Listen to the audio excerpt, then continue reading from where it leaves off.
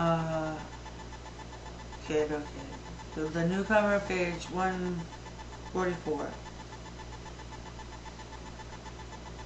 June 2nd, 1988.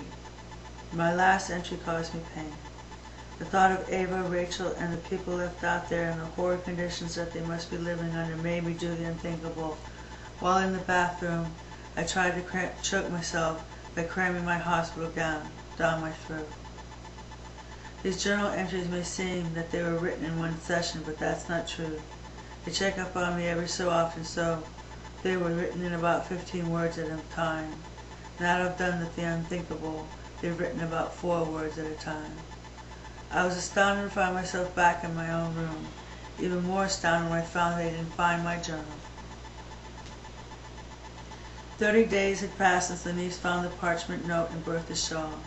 Having promised Terry that she would return to him that night, Denise left her chambers. She locked herself into her own rooms and called Stephanie to inform them that she did not want to be disturbed for any reason. Now she could smoke and think without confining herself to her bed and Fedora's ashtray. Stale smoke hung in the chamber like fryer grease in a fast food restaurant. She carried her cigarettes with her from room to room as she thought about the impending meeting in the Commons.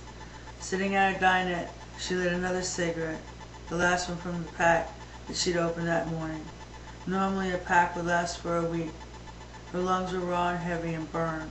She gagged every time she lit a new cigarette, then went into a wild coughing fit. It was the first time that she had started smoking that she felt these debilitating defects. She was thinking it was time for her to quit smoking, then she changed her mind. No amount of reasoning offered solutions to her dilemma. For the past several hours she had studied each piece of a problem, together and separately. She played all possible scenarios, all with different outcomes, but all led to the simplest question: should she go to the Commons? As to what had been in her room, and who had been in her room, logic indicated one person needing only affirmation. That Lenise would get when she confronted her as a suspect. This confirmation would have to wait until she was through figuring out what to do about the Commons. Letting the intruder believe that her presence had gone undetected was her best bet for now. Of course, the computer could tell her how someone had gained access to her door code, but ordering her trace would bring variables into her predicament that she didn't want to deal with. Doing an investigation herself would also bring attention, for she was not adept at covering her trails in the automaton. As to the decision of what to do about her meeting, she decided she would go, for she knew the risks involved in entering the Commons, and she didn't know what would happen if she missed the scheduled appointment. Not knowing what would arise was too much like having no control. Not being in control was a condition that Lenise detested.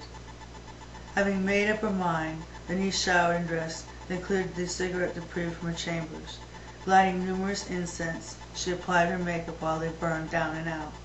Leaving the room's atomizer on, she walked out the door and hoped that the meeting wouldn't take that long. It was 11 o'clock when she reached the stone wall surrounding the Commons that was not guarded at that particular time. With one last look around, she ducked behind it and crouched down in the dirt waiting for signs of detection. After waiting a few moments that felt like hours, she crept away from the wall and got into an alley. The Commons weren't sleeping. The Commons weren't sleeping. The houses she passed were wide awake with conversation, clinking goblets and crying infants as she made her way to the memorized address. Without knocking on it, Chardonnay's door opened and Lenise was pulled inside. "Chardonnay?" she asked the person whose hand had yanked her into the foyer.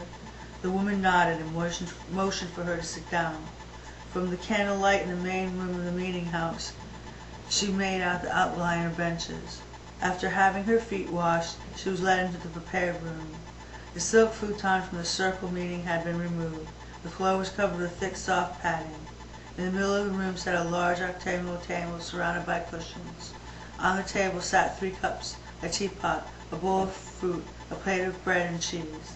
Lenise was told to have a seat and was left alone. After a while, voices were heard in the foyer.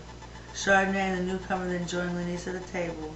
The person for whom Chardonnay had made Lenise wait was Fedora. While Lenise's squinting glance of recognition, Fedora smiled. Yes, it's Fedora, she said, sitting down on one of her cushions. And, she continued, your instincts to come here were correct. Chardonnay poured tea and gestured to her guests towards the refreshments.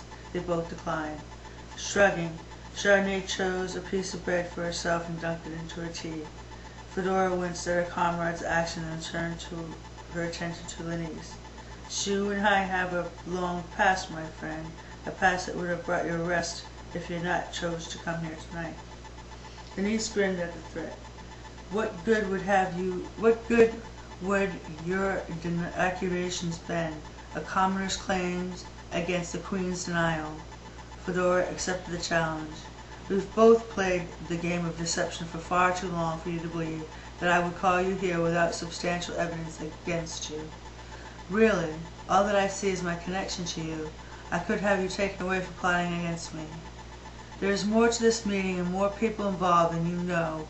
But, Fedora said while rising from the table and pointing to the hall, you may leave and call your guards. I will go without a struggle.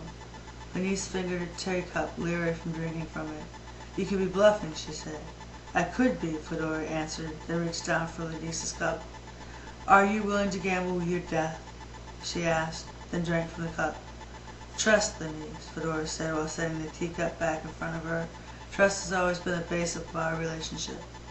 Chardonnay stopped eating, brushed her hands together, poured more tea for Lenise, then went back to her dunking. Lenise picked up her cup, took a sip, and placed it back on her saucer. Fedora laughed and sat back down at the table. What do you find so funny? Lenise asked. Many things, my love, many things, she said. Then she changed her tone before saying, I believe an old teacher from your staff has recently passed away. Lenise nodded.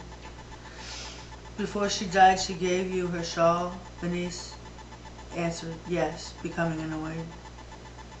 There was something hidden inside the lining, something other than this address and meeting date. Lenise didn't say anything. A key, Lenise, you found a key. Yes, Lenise said, finding the urge to scream. That's what I'm here for, Fedora. Let's dispense with the histrionics and get to the point. What's the key for, and why did Bertha have it, and why was it given to me? She asked. Her questions went momentarily unanswered, for Chardonnay's dunking had drawn Fedora's attention. Chardonnay had been thoroughly engrossed in what she was doing, so she hadn't been listening to the dueling women. When the conversation stopped, she looked up. Noticing that she'd been the cause of the interruption, she smiled sheepishly at Fedora's questioning face, then went back to dunking her cheese into her tea. What? She asked when she saw Lenise staring at her too. That's disgusting, Chardonnay, Fedora said. Chardonnay shrugged. Like they used to say, you can't condemn something that you haven't tried yet, she said, then dumped her cheese and offered it to Fedora, who questioned the offer with a tilt of her head before accepting the cheese. You really should get your old cliches right, she said, then took a bite, eyebrows raising when she learned that it didn't taste so bad. Chardonnay grinned and nodded before grabbing another piece of cheese. Where were we? Fedora asked between chews. Her justified comrade went back to her dunking. Lenise shook her head in frustration. You're going to tell me why I was so dramatically called here. Right, Fedora said. Like I said before, we have a past together. A past that is not limited to your addiction, or to things that I will tell you now. Her sinister tone was hard to respect, seeing as she was speaking with a mouthful of cheese, but Lenise had no choice than to listen. Bertha was told to keep this key safe until the appointed time.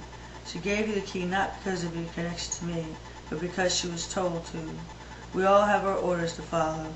Some of them don't make sense to us, we just follow them because of our faith, as you follow your ways because of the way. As far as Bertha knew about you and me, our connection to each other was your addiction. How she found out about you, I don't even know, but I was able to elicit a pinboard from you because of it. Anyway, she said as Chardonnay filled Fedora's teacup, I was not in that building the day that you met me for the reason that you believe. A package had been delivered for me. Because of my childish curiosity, I opened the package and got caught with the items by you and Matrix Diana.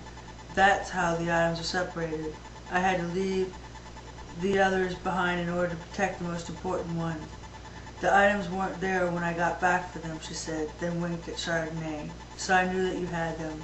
Chardonnay stifled a giggle at their secret joke while Lenise took a cleansing breath, slowly blowing it back out between her lips as she calmed herself down. Not being able to contain herself any longer, Fedora continued with a joke. "You see," she said between chuckles, "the cigarette that you smoked that day was over 100 years old."